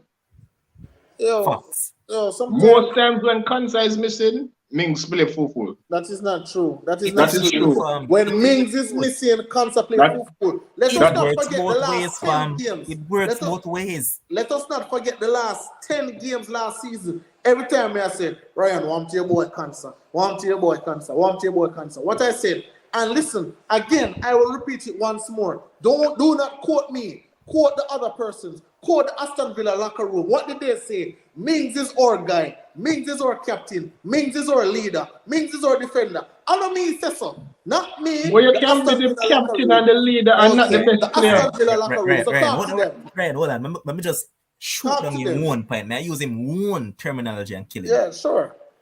Van Dijk, we are Liverpool. Everybody for Liverpool come out and say Van Dijk is the best thing in the world. He galvanizes everything. He does this, he does that. Who said that? Who said Everybody, that? No one said everybody of Liverpool rate Van Dijk as that man that brings No that one- mafia together. well, I'm ask you that. I want you to no, me don't want you to guess. Show me quotes of people that say that. I haven't heard that this year. I haven't heard that last season. I've heard it for Haaland. But I haven't heard it last season. I haven't heard it this unless a Demo them ever talk about. And Demo them is not a source. They're not a Madness source. the attack. Well, they can say what You they need to want. stop pretending that the past never happened. Well, all right, what do you mean? I'm Yeah, talking because like the about past never happened. last year he was bad. And I see something out there. You know what I see out there on the internet, what journalists saying? It is so sad that Van Dijk prime only lasts 2 years. That they must say. Again, don't talk to me. Don't shoot the messenger. Shoot the people them on the internet who are It's getting actually 3 or 4 years at last. Yeah, man. I'm Yeah, sorry. man. Yeah, I sure. was going to dig up for them. You see that? Yeah. What that say? Yeah, what he said. Okay. Michael Owen has claimed that Liverpool defender is the best centre back of all time. Okay. Where you want me to do with that information? Brother, Well, I you just say understand. go find the sources that are saying it. So Okay, that all right. this Okay. post. Okay, sure. All right, yeah, Michael Owen say it. All right. No, I don't know where you want me to do with that information. We all The know you're same not the exact best. thing you do. You're quoting other people, so No. I'm doing the exact same I thing that get- you're doing. Okay, again, Michael Owen is not in the locker room of Liverpool. He's not. I am telling you about people in Aston Villa What the locker room have I to am do with telling you. anything? Right. Find the players in. No. Since I say must do the same thing. Show me it. I am Me not talking take your word I am about. talking Show me about- it. Provide hold the on, I'm evidence. talking about you have to man, we have the internet. We can't put it on the screen. You have it. You do it. I'm talking about Pep Guardiola. No. Who is the Yes, coach. in the locker room. Come, Yeah, locker room. where guy. about them? But look it up. I have the internet, but I can't look it up and show up on the screen. You can do it. But I'm saying You're not there's looking at my shape on the screen. You can't Okay, just find can we it and agree? read it. Okay, let me ask you a question, Levon. Can we agree that Pep Guardiola is one of the greatest coaches whatever coaches give? Can we agree? Yes or no? Bro, Can we Pep agree? Yes or no? Guardiola did say Nathan Redman a baller. Boss, this is after the game, What not are you- before to sweep them up. After. Pep Then hype after up the enough game, man you enough. say- Hey, Levon, Pep I'm asking a is question. the consummate hype man. All right. Pep hype up some baller there. Pep, especially when my opponents, Pep are gonna hype them up. Because Pep did not talk about Nathan Redman and them man there. So that not necessarily validate nothing. Listen, again, let me ask a question. Can we agree that Pep Guardiola is one of the greatest coaches the world has ever seen? Yes or no? course. Okay. Can we agree that Pep know what he's talking about where football is concerned? Not necessarily, because as Ryan just said, the man hype up Nathan Redman, and we know Sir Redman a bug. Well, listen. All I'm If you saying look, is the man that, have a history of hyping up, especially when I'm opponents. If find a one baller, and say, the baller there, man, the baller there. boss, Him do it they all the were- while. Pep Guardiola was asked a specific question. How did you feel Tyron Mings played against Haaland today? And the man gave such an eloquent answer that. statement, such You praise, answer that. such worship. Go look it up. It's on the internet. You know, so I YouTube, look for it and now I'm Google, not finding everything. It is all over. I'm saying tired of the disrespect. Why are we disrespecting the defender? We're locked down the best forward in England. Why are we doing that? And he still score. You know, so my search it and now I can't find it. But it don't exist. Seriously, like me dead serious. My search for that what Kim's talk about, and I know I can't find it. No, Mings is not in my fantasy team for different reasons. You Yo, can only make, yo, Kim's for real though. My search what you say about what Pep saying now. I can't find it. yeah. Don't worry, search, I'll send it in the group. Don't worry. Yeah, man, I'll please, send it please in the do. No, I'm not joke, man. Me type Yeah, I'll it send in it a in Google the search and I know I can't find it. Absolutely, I'll send it in the group for sure. I have it bookmarked. I'll send it in the group. All right, thank you much. No. Final game of the match week. Leicester slapped up Nottingham. And final, I can say all three promoted teams are going right back down. All three of them. I was giving Nottingham a little hope, but right now, better me go up Gardens. They are going to go down. Steve Cooper is going to get the sack. They're going to bring in a new coach, and they are going to get the sack. But Leicester final they got a win. Maddison played real good today. 2 goals and assist. Brilliant for him, man. And Mhm. He's the second leading goal contributor for England since 2 seasons now, only behind Harry Kane. And yet still this man literally can't get a look in this English setup. So yeah, final Leicester get a win. Anything else Yeah. on this? No, sir. Well, when the game began, both teams were back and forth. Then Leicester took advantage of the game. Then Nottingham got a ball, got a chance on the break that hit the post.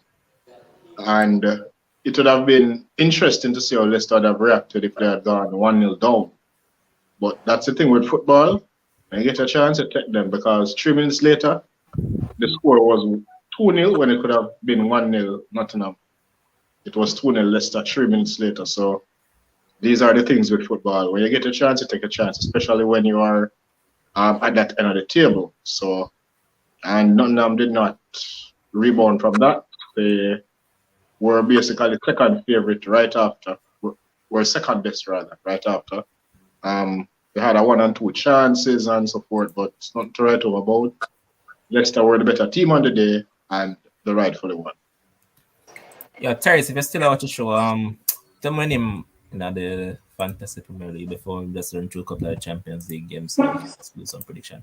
But in regards to fantasy, let's jump on that quick. Yo, Kems, the man extend him lead wicked, you know? Bro, the man have 90 points, brother. 96. Bro, like, Yo, him win, you know? yeah. I don't know. Bro, me and the man have so much similar players, boss. And I be a one transfer me have an him thing, the brother. No, what me I gonna do? Yo, man, look on him side and same side, look. Yeah, bro, me and the man have, like, if you look on the man side, him some of the Haaland though. No, Yeah, man, see that? I just captain of him for nothing but Yeah. captain. So him captain Haaland, then me and him have Tony, Haaland, me and him have Foden. So much, like, I don't know, brother. Cancelo. So much people, But I boss. think we need to get the most points this week, and that's why I asked Terrence to name in team because I think I'm name some blue something or another. I think I'm get the most points this week. 100. Yeah, make a big jump. See if I find it. Yeah, see it here says way up. 110. Damn. I forgot step it up this week, man.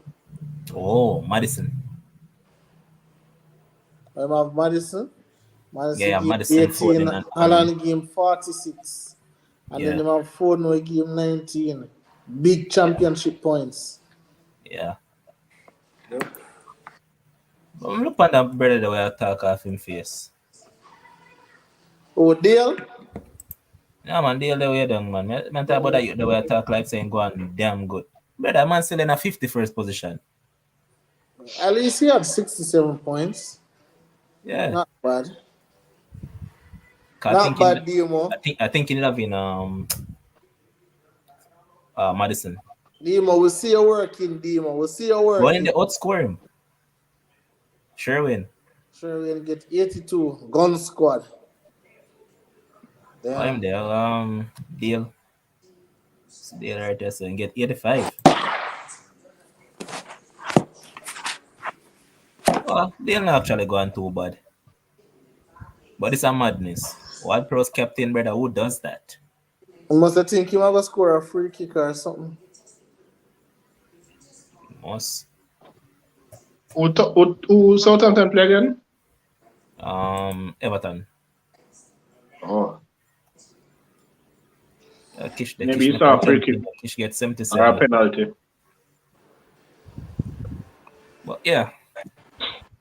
That's it for our fantasy, man. And big up to everybody that are doing well, man. It has been really fun, and we can just troll each other every week about it. But Champions League quickly, I just want to score line for all of them. So Liverpool Rangers tomorrow. How's it going? Liverpool to win 3-0. I'm giving Rangers a goal, so 3-1 Liverpool. That's it. Yeah. Bayern Pleasant. Bayern 9-0. Victoria Secret. For the betters, them, I want thing I tell me about this. You can buy Musiala for assist. That is guaranteed to get some money. I think he's probably selling around $80 or thereabouts to actually assist in this game. Yeah, I'm going 4-0 Bayern. Bayern 9-0. By Bayern and over 5.5. 9-0. It's quite possible. Yeah. Marseille against Sporting. 2-all. That one look like a draw game. One look like a 1-all. 2-all, may go with. Alright. If Sporting come on a good day, Sporting will win. Porto against Leverkusen. Porto 2-1. Damn, you know that a lot of good games are actually on tomorrow. I'm kind of confused as to which one I'll watch. Bruges against Atletico. Hold on, I never get Porto yet. Porto. Sorry. 2-0. 2-0 Porto. I think Leverkusen was. Bruges and Atletico. Bruges at home, right? Correct. 0.5-0. I'm going 1-0. Bruges. We are going for Kems? 0.5-0. Atletico. They must score half a goal. That game they go boring. But 1-0 Atletico. You know what? Right now, Bruges might go for winning, man. Bruges to win. This game, I think, might be entertaining. Ajax Napoli. Wow, that's Napoli 3-2. Ajax 4-3. Alright, what I'll suggest again, for the betters, you can buy Kvaratskhelia to actually score in this game. That guy is just crazy right now. Kvarat is in the best form of his life. And for you guys don't know who he is, or can't pronounce the name, is the Wi-Fi password when you go on player specials. So just go on player specials, and any name that you say look too long and you can't pronounce, just choose it. Eintracht against Tottenham. I'm going Eintracht to win. Eintracht is at home? Yeah. Eintracht can win, because content that something that when you have Champions League. I'm going 2-1 Tottenham though. Same scoreline. Alright, Mario Götze to score against Tottenham. Inter against Barcelona. Barca 3-1. 2-all. I'm going with a Barca win. Why? Inter not good. Barca does better. Yeah, and even when they have a Walloped man down injured and whatnot, they're just better than this side. But yeah, man, Casey, that's what I'm saying, man. The Georgian will score tomorrow again, and soon you'll see everybody jumping on the wagon. I remember when he was offered to some. Not your Georgian, no, Kems. No, sir, I don't know, man. He was offered to some top teams, and man, I reject him. Why? Name never sound too fancy, and he never have that type of hype. But no, man, that a big side. Big side in terms of Italy and all of that, and he has been blowing up the league, because I think he has played like 10 games for them this season, and he has scored like either 6 or 7 goals and assisted 3 or 4. So it's going on well. And another player that you can watch out for Napoli as well is the center back Min K or Min Jin K, something along that line. He's a South Korean player. Has been very good for them. So yeah, I see my side linked to him now, but I expect some good games tomorrow. I think people can go out and win some money. If you guys are going to give these people some bets to go for, what would you say? Because can't tell them it's a Bayern Foden. Bayern Foden sell like $1.05. So waste of time. That's a goals will go.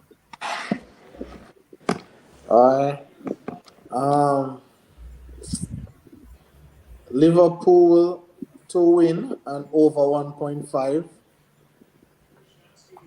Porto, both teams to score. Leverkusen, both teams to score. That's what I got for you. What the next team name? Tottenham win. That's it. 4 games. All right. Ryan, where you go? Liverpool. What was the score for Liverpool? 3-1? Yeah. Liverpool win 2.5. Bayern, my prediction was 4-0. So Bayern 3.5. Who else? Barca, Inter, there were the goals in the game. I called for a draw, but Barca can win. They have a very good chance of winning. So if I were going to buy a winner, if I were supposed to choose a winner, I'd go with Barca. But in the end, Alright. So you're my last good bottle, no? I tell you one thing about this. I try to create a ticket in the made Zane. So Ajax versus Napoli definitely. Uh-huh. I am going Napoli for the win. You're crazy if you put Napoli on your ticket. Nobody will say Ajax is not doing well this season. So you're my scene. Don't want to tell me if it makes sense or not. So these are what I'm contemplating doing. Ajax against Napoli, GG and over 2.5. Definitely. Marseille against Sporting, GG and over 2.5. Inter Barca, GG and over 2.5. Frankfurt Tottenham, GG and over 2.5. Makes sense or not? Well, I have all of them games there in that way. I have all of them to score, and I have the game to be over 2.5. All of them, just So mentioned. makes sense then. Yeah.